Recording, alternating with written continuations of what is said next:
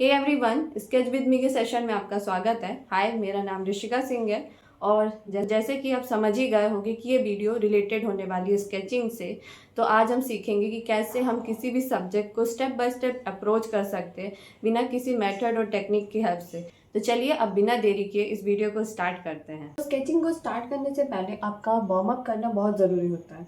आप कुछ लाइंस की प्रैक्टिस करो ताकि आपके स्केचेस जो है एक फ्लो में बने। तो आप इस तरह से हॉरिजेंटल और वर्टिकल लाइंस की प्रैक्टिस करोगे ताकि जो लाइंस है आपकी उसमें कॉन्फिडेंस और एक फ्लो दिखाई दे, ताकि आपकी लाइंस में एक स्ट्रेंथ दिखे जो भी आप स्केच ड्रॉ करते समय बनाओ।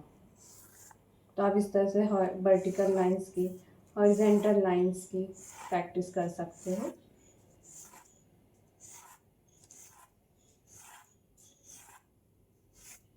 सेम एज इट इज आप स्लैंटिंग लाइंस की प्रैक्टिस कर सकते हो।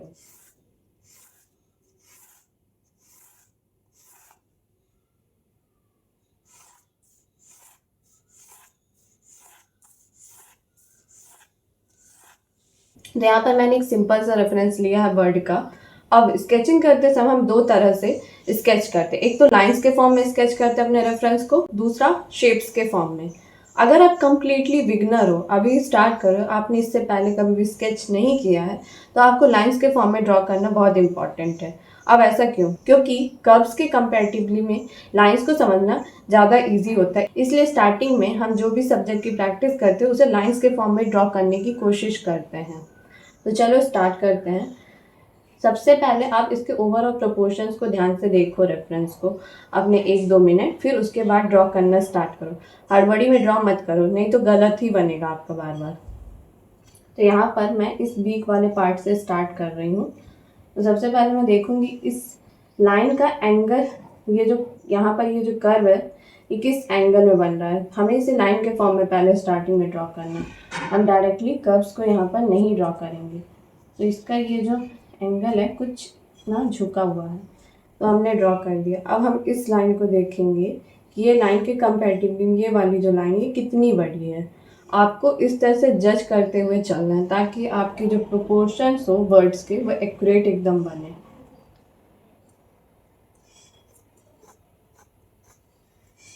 अब इस लाइन को हम ड्रॉ करेंगे।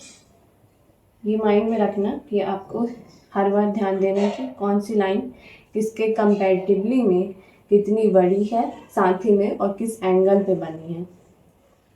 ओके,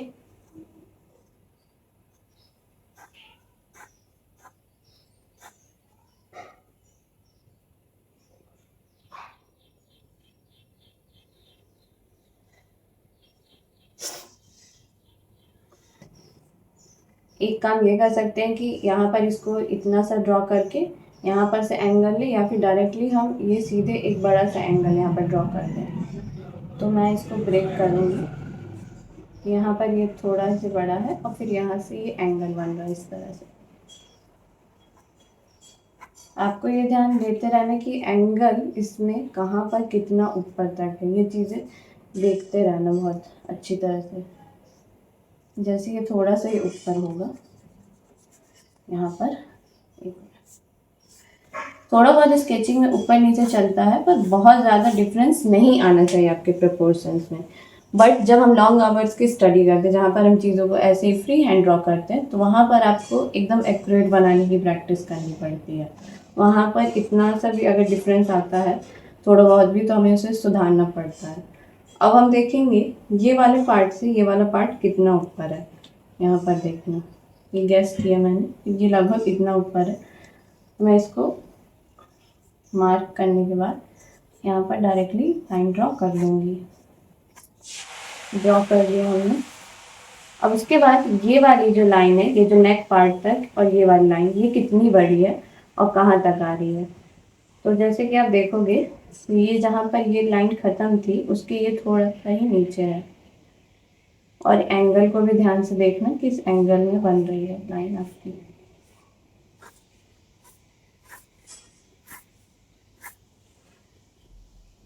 ये आपका बन गया।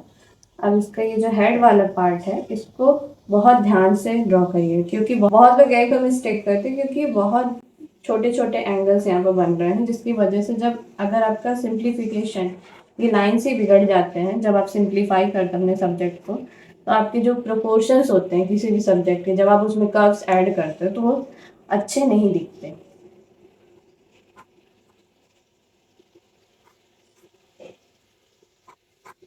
ओके, अब इसके बीच वाले पार्ट को हम ड्रॉ करेंगे। तो ये लगभग इतना बड़ा है और ये ऐसा थोड़ा सा झुका हुआ है।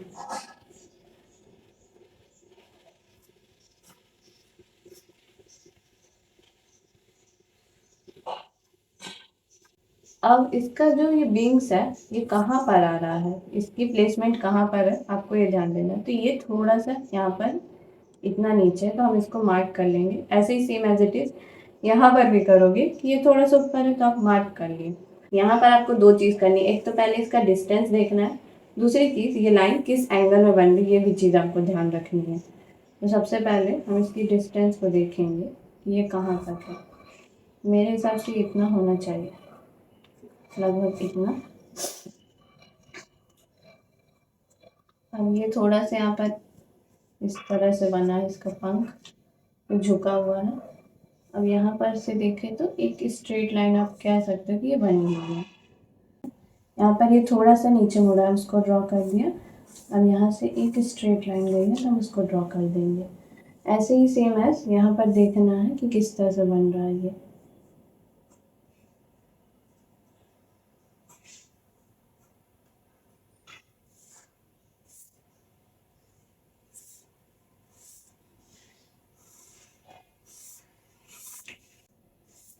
ये आपका बन गया। तो ये आपका वर्ड लाइंस के फॉर्म में ड्रॉ कर दिया।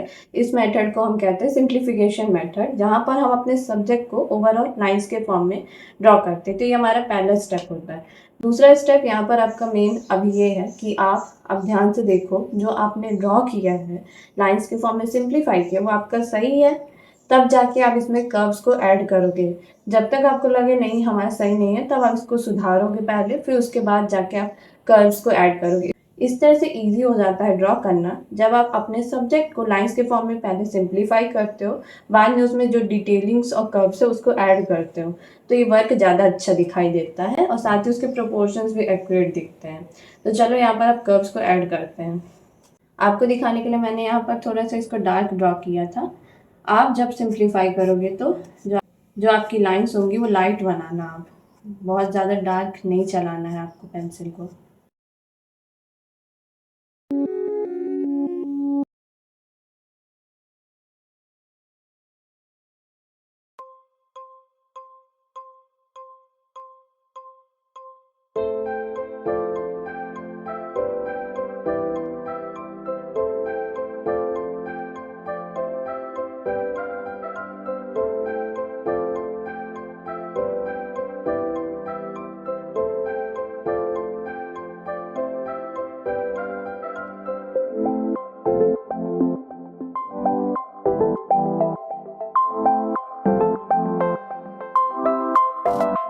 अब बहुत लोग क्या करने लगते हैं, फेदर्स की जो डिटेल हैं और जो छोटी छोटी डिटेल है इन्हें फिल करने लगेंगे, जो कि ज़रूरी नहीं है। अगर आप करना चाहो तो कर सकते हो, बट ये ज़रूरी नहीं होता, क्योंकि स्केचिंग करते समय हमारा ये मोटिव होता है कि जो भी हम सब्जेक्ट को ड्रॉ कर रहे हैं उसके फील को बस कैप्चर करें, उसके स्ट्रक्चर को हम ड्रॉ करें।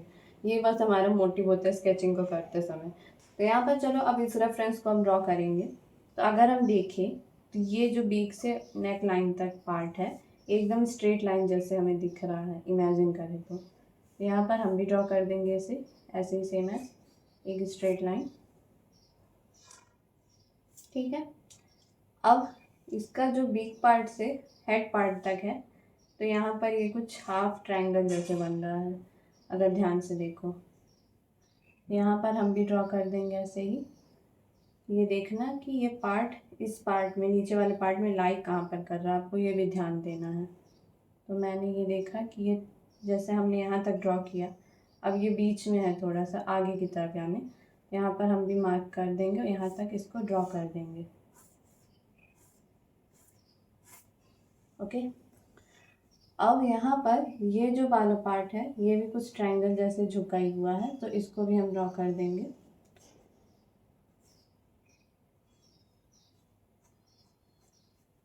जो नेक वाला पार्ट है ये लाइन जैसे है, अगर इमेजिन करो थोड़ी सी टेढ़ी लाइन जैसे, बहुत हल्का सा, तो इसको हम ड्रॉ कर देंगे।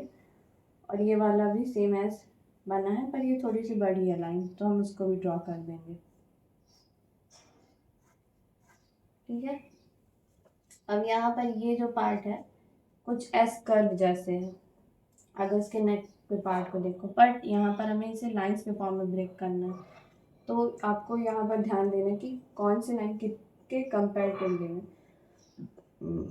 ये एस कर्व जैसा पार्ट बना है इसका जो नेक वाला पार्ट है, बट हमें इसे अभी लाइंस के फॉर्म में ड्रॉ करना है यहाँ पर। तो हम देखेंगे कि कौन सा लाइन किसके कंपेरेटिवली कितनी बड़ी है, ये चीज़ें ध्यान रखते हुए आपको ड्रॉ करनी है। ठीक है। और साथ में ये देखना है ये कहाँ पर तक आ रहा है। अगर ये ध्यान से आप देखो, अगर मैं पेंसिल को इस तरह से होल्ड करूँ तो ये थोड़ा सा बीक से हमारा ये वाला पार्ट पीछे आ रहा है।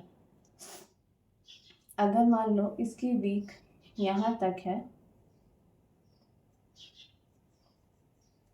तो इसका ये नेक वाला पार्ट इतना आ गया है।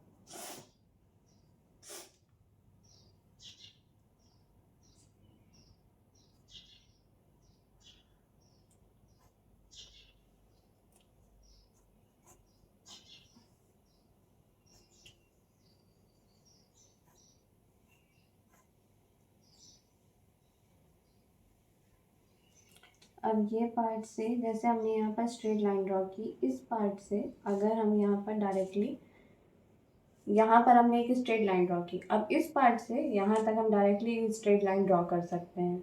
यहाँ पर ये जो कर्व है इसको आप इग्नोर कर दो और एक स्ट्रेट लाइन यहाँ पर ड्रॉ कर दो आप।